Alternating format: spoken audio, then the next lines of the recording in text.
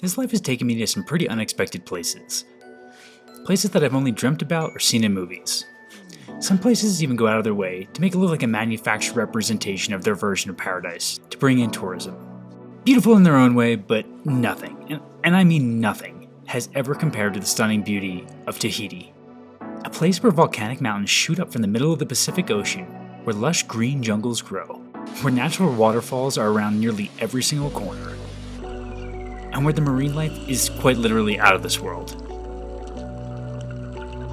And of course, the pristine lagoons and blue ocean that surround the islands are absolute perfection.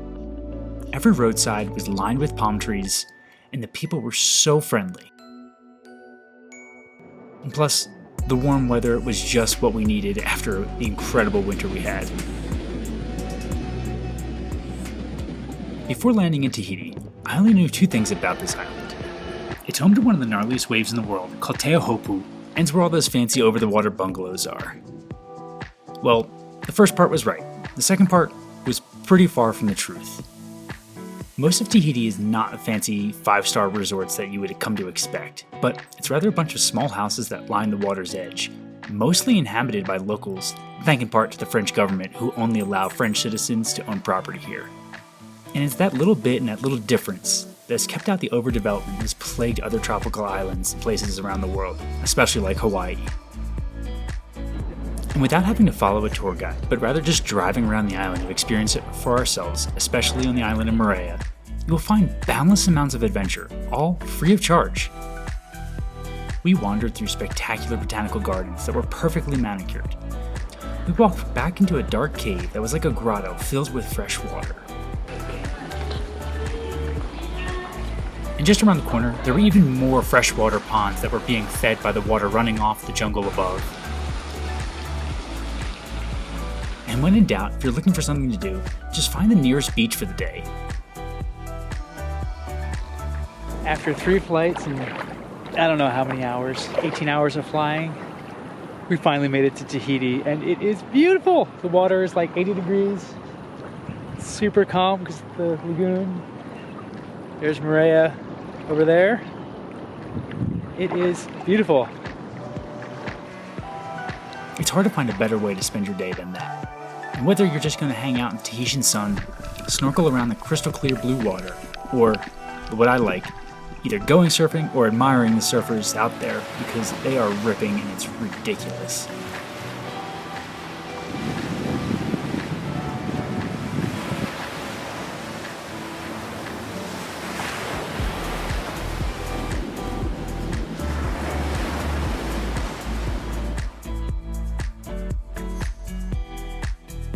So far, Tahiti has been absolutely stunning from start to finish, and it's only about noon, so we haven't been here for that long. We've already stopped at a bunch of beaches, so we're pretty much just driving counterclockwise around the island to get up to Chopu today, check out that wave. Not going to surf it, and then we'll then head back to where we're staying, which is about right on the southern coast. But it's crazy. The ocean's on the one side, and then tropical jungle is on the other side, and you just keep driving up. We checked out these grottos, this garden, a bunch of beaches, a black sand beach, watched a bunch of surfers. So far, it's unbelievably beautiful. All on the same day, we even headed up to a hiking trail for a view of the far end of the island.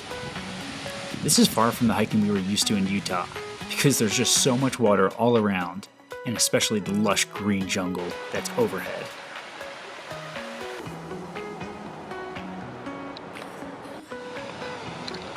I really wasn't kidding when I said the waterfalls were around every corner. We followed this map around the island to see all the hot spots, and they never disappointed. This waterfall was only like 100 yards off the road, and yep, you could go swimming in it. But this water came down with so much force that I'd be lying if I said it was a pleasant experience, but it sure as hell was unique. On our way to the black sand beaches of Plaus de Tutura, we passed by a scene that was, as best described, straight out of Jurassic Park. And anytime we get to go to a black sand beach, it really does always feel special because of how rare they are. And on our way out, we passed by a ton of waterfalls that seem to spring out all over the jungle and eventually meet up back with the ocean.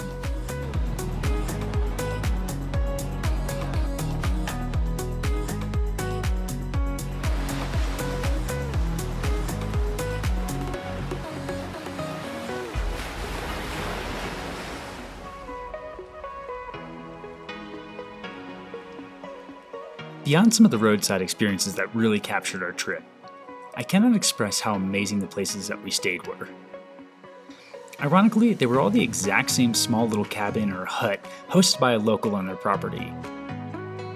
But we just stayed in different parts of the island since we bounced around every 2 days.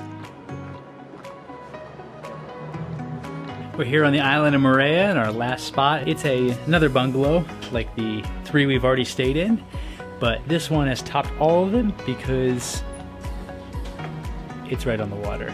These places were no frills. They had a bed, a bathroom, a mini fridge, a fan, but they all came with usually an incredible view. All of them were a short walk to the beach or the ocean. Maybe it's because there was no air conditioning, but places like this cost only $100 US a night, a far, far better deal than those $1,000 a night bungalows over the water that you don't even spend any time in. One of the most memorable experiences on this trip were the 4 dives that we got to go on the island Moorea. Taking a speedboat out from one of the dive centers, we headed out to the ocean, beyond the reef, and dropped into an entirely different world that I've never seen while diving. It was a lush coral reef, healthy as can be, filled with hard corals and small fish blanketing the reef. But we didn't come here for the coral. We came here for the Black-tip Reef Sharks and the turtles. Throughout the dives, we saw countless sharks swimming all around us. Curious of us at first, just intruders on the reef, but slowly began to ignore us and get used to us and go about their businesses as if we weren't even there.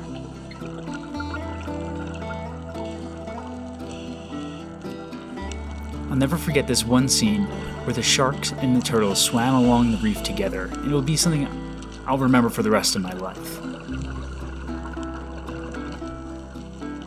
Of course, diving is also about meeting new people that have also traveled halfway around the world to come here as well.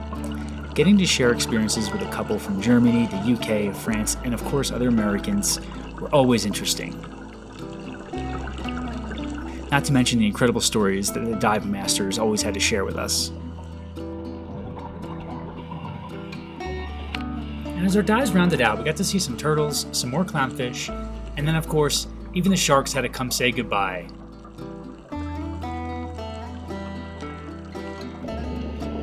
And as we were doing our safety stop, one shark in particular kept swimming around as if to say, "I'll see you again." But coming out of the water was just as beautiful as being below. I mean, look at Moorea. It is so stunning.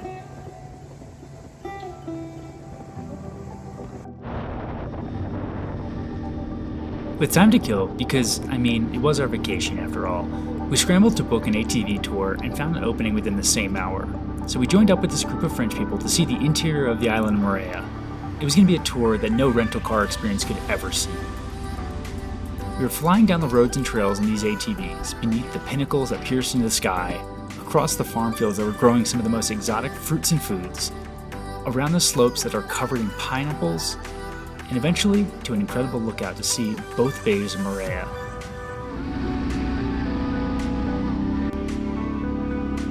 This tour reinforced what we already knew, that this place was beautiful. We had never seen anything like it before, especially at the end of the tour when we got up to another lookout and we got to see another view that even blew the first one way out of the water.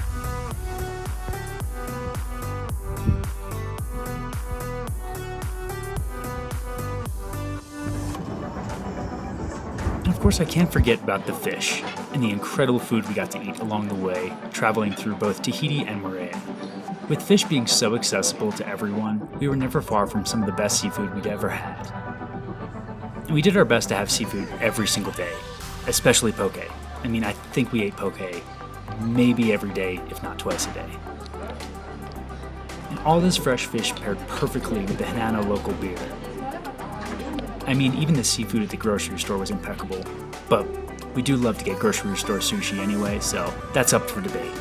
And I'd be lying if I said the sushi was the best food we had on the islands, because the daily fresh bread we were able to get from any single grocery store or convenience store was amazing. French cuisine has obviously made its way here to Tahiti. While staying on Moorea, we took a tour of Manatea, which was a distillery and also a producer of the staple Rotui juices found all over the island. Luckily, this came with a complimentary tasting of half a dozen spirits and accompanying juices that were all so delicious. And we even ended up with a pineapple wine from this place too. Good? Yes, just juice. Perfect. Even though we saw some incredible things while scuba diving, one of my favorite parts of Tahiti was being able to take the kayaks out from our host and go snorkeling way off in the lagoon, way further than we could reach just from the shore. We simply just paddled until we found a good spot, dropped an anchor, and then headed into the water. Right away, we saw some of the usual suspects swimming around, but that all changed when a stingray swam past us on the sandy bottom. Quite the amazing experience, to be honest, as this was my first time swimming with a stingray while snorkeling. And as you can see, they move quite unlike any other fish that swims around them.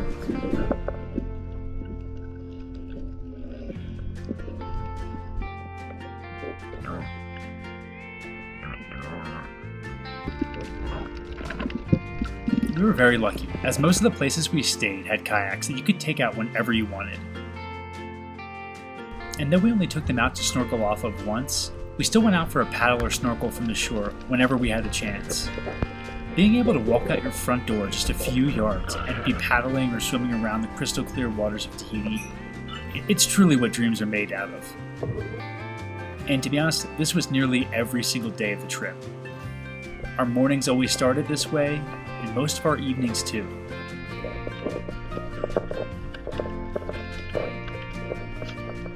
And don't get me wrong, Tahiti was beautiful pretty much every which way you looked at it, but it was a completely different perspective when you could see it from the ocean looking back at the mountains.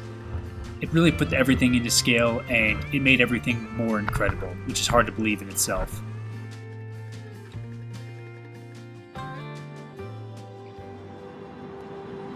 As our trip wound down, looking back on an incredible week in Tahiti, some of the best memories we had were when we got to witness the stunning sunsets.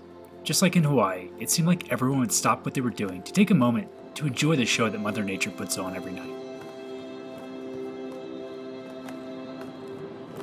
And it will be a trip that we'll remember forever.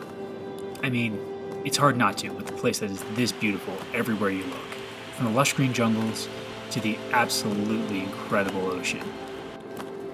But I mean, the best parts were obviously getting to dive with the sharks. And the delicious bread.